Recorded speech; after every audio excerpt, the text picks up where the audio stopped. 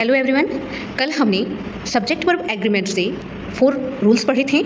अब उसके अकॉर्डिंग हमारे कॉम्पिटिटिव एग्जाम्स जैसे सुपर टेट, टीजीटी, पीजीटी में किस टाइप के क्वेश्चंस आते हैं उसको सॉल्व करेंगे। क्वेश्चन नंबर 1 देखते हैं।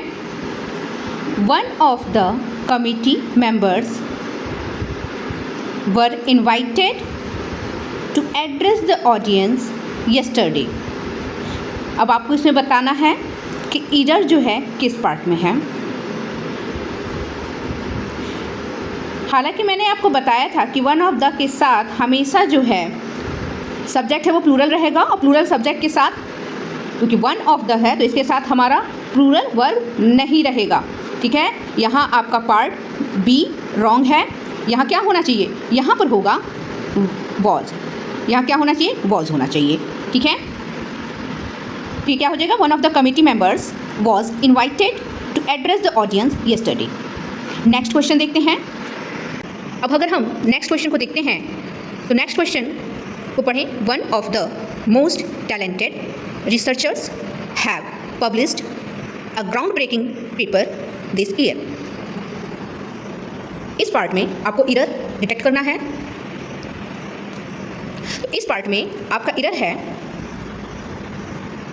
जी हाँ, part B one of the आया है, सही है। मोस्ट टैलेंटेड रिसर्चर्स, ये भी सही है आपका प्लूरल फॉर्म में। बट जो आपके इसके साथ वर्ब यूज़ होता है तो वन ऑफ द के साथ जो भी वर्ब यूज़ होगा वो हमेशा सिंगुलर फॉर्म में होगा, इसलिए यहाँ पर ये है से यूज़ होना चाहिए, बट ये हैव दिया है, इसलिए बी पार्ट में एरर है। आइए नेक्स्ट क्वेश्चन देखते हैं। अब हम क्वेश्चन नंबर 3 को देखते हैं। One of the students who studies hard have secured the highest marks. इस पार्ट में कौन सा, इस सेंटेंस में कौन सा पार्ट एरर है, आपको ये बताना है। देखिए इस पार्ट में one of the students, one of के बाद द आया है, बिल्कुल करेक्ट है, और द के बाद स्टूडेंट्स आया है, प्लूरल नाउन सब्जेक्ट के रूप में यूज़ होगा, ये भी सही है। बट उसके अगर हम बी पार्ट में देखें तो हु स्टडीज हार्ड दिया हुआ है, हु का यूज़ हुआ है। और आपको ये पता है जब भी किसी सेंटेंस में हु का यूज़ जब होता है, एक तरह से ये रिलेटिव प्रोनाउन का यूज़ हुआ है, और जब भी इसका यूज़ होगा तो उसके बाद आने वाला वर्ब वो हमेशा इससे पहले आए हुए सब्जेक्ट के अकॉर्डिंग होगा, सब्जेक्ट के अकॉर्डिंग होगा। एक बार फिर से ध्यान से सुनिए कि जब भी कोई सेंटेंस में हु रिलेटिव प्रोनाउन आता है तो उसके बाद आने वाला जो वर्ब है वो हु से पहले आए हुए सब्जेक्ट के अकॉर्डिंग होगा। तो हु से पहले आया हुआ सब्जेक्ट आपका प्लूरल है, इस वजह से जो आपका वर्ब है वो क्या होगा, प्लूरल होगा। इट मीन्स यहाँ पर हैव का यूज़ होगा, आप हैव का यूज़ करेंगे। ठीक है, हैज़ का यूज़ नहीं होगा, ये चीज़ ध्यान देंगे। तो इस वजह से पार्ट सी में गड़बड़ है। ठीक है, इस वन ऑफ द के 2 रूल को आप ध्यान रखेंगे। वन ऑफ द के साथ हमेशा प्लूरल सब्जेक्ट यूज़ होता है और उसके साथ जो वर्ब होता है वो सिंगुलर यूज़ होता है। बट अगर हु रिलेटिव प्रोनाउन अगर उसमें आया है तो हु हमेशा कहीं भी आएगा, किसी भी टाइप का वो सेंटेंस हो तो हु किससे पहले आया हुआ जो सब्जेक्ट है उसको चेक करेंगे कि वो प्लूरल में है कि सिंगुलर में है, उसके अकॉर्डिंग ही हम वर्ब का यूज़ करेंगे। इस तरह के क्वेश्चंस कॉम्पिटिटिव एग्जाम्स में पूछे जाते हैं ताकि बच्चे कंफ्यूज हो और वो गलत मार्क करके आएँ। चलिए अब हम नेक्स्ट क्वेश्चन देखेंगे। Question number 4। He is one of the few doctors who has treated patients in remote villages for decades. One of the सही है, few doctors, plural subject, again relative pronouns, according to subject क्या होना चाहिए यहाँ, जी हाँ have होना चाहिए। according to subject यहाँ पर have होना चाहिए, बट has दिया है इसलिए बी पार्ट में यहाँ पर wrong होगा। चलिए आइए अब नेक्स्ट अब हम नेक्स्ट क्वेश्चन देखेंगे जो अ नंबर ऑफ और द नंबर ऑफ के रूल्स पर आधारित है। ये जो सब्जेक्ट वर्ब एग्रीमेंट होता है ना, ये हर एग्जाम्स में जो है तरह तरह के क्वेश्चंस में आ जाते हैं। जैसे ये फिल इन द ब्लैंक्स में भी दे देगा आपको, और इससे क्लोज टेस्ट भी बन जाते हैं। इस तरीके से बहुत रहता है, एरर डिटेक्ट करने में भी आता है, तो ये काफ़ी हेल्पफुल होते हैं। तो आपको इसके रूल्स आपको पता होना चाहिए। तो the a number of research scholars जो है आप ये देखेंगे, अ नंबर ऑफ के साथ हो या चाहे द नंबर के साथ हो, अ नंबर ऑफ हो या द नंबर ऑफ हो, इसके साथ हमेशा जो आपका सब्जेक्ट होगा वो प्लूरल में होगा। ठीक है, ये हमेशा ध्यान में रखिएगा। A number of, the number of, subject plural होगा। अब इसके साथ देखेंगे अ नंबर ऑफ के साथ अगर सब्जेक्ट प्लूरल है तो मैंने बताया था इसके साथ आने वाला जो वर्ब होगा वो भी क्या होगा, वो भी प्लूरल होगा। तो इन 4 ऑप्शन पे आप क्लियर दिख रहा है कि जो नंबर बी है वो प्लूरल है आर। तो इससे यहाँ पर क्या फिल होगा, आर। ये आपको पता चल गया। ये ध्यान में रखिएगा, a number of plural subject और प्लूरल वर्ब। अब हम सेकंड क्वेश्चन को देखेंगे। सेकंड क्वेश्चन कहता है the number of candidates. The एक डेफिनाइट आर्टिकल है जो कि एक निश्चित संख्या बता रहा है। तो द नंबर ऑफ कैंडिडेट्स, एक निश्चित संख्या ज्ञात है। कैंडिडेट्स प्लूरल आपका सब्जेक्ट आ गया। अब आप यहाँ देखेंगे फिर वही हु आया है, relative pronouns.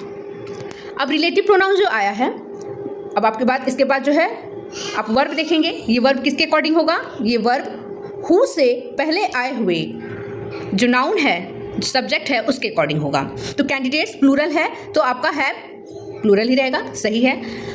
Qualified for the interview, the number of candidates who have qualified for the interview. अब आपको ये देखना है कि यहाँ पर कौन सा ऑप्शन सही है। Option A have increased, B are increasing, C has increased, D increase. तो आपको ये पता होना चाहिए कि द नंबर ऑफ कैंडिडेट के साथ हमेशा क्या यूज़ होगा, क्योंकि द डेफिनाइट है, आपको पता चल गया एक निश्चित संख्या है, तो उसके साथ हमेशा सिंगुलर वर्ब यूज़ होगा, ये ध्यान रखिएगा। और इसमें सिंगुलर वर्ब आपका है ऑप्शन सी।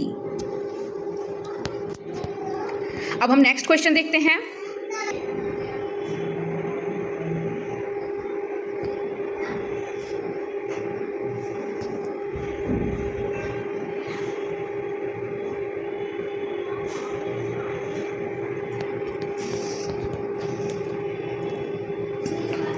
नेक्स्ट क्वेश्चन जो इन्हीं रूल पर आधारित है वो एरर डिटेक्ट करने के लिए है। क्वेश्चन नंबर 3 है the number of students opting for online education are decline after the pandemic. The है, मैंने बताया है कि द नंबर ऑफ, जहाँ द नंबर ऑफ हो गया वहाँ पर आपका सिंगुलर वर्ब यूज़ होगा, क्योंकि स्टूडेंट की जो संख्या है वो निश्चित है।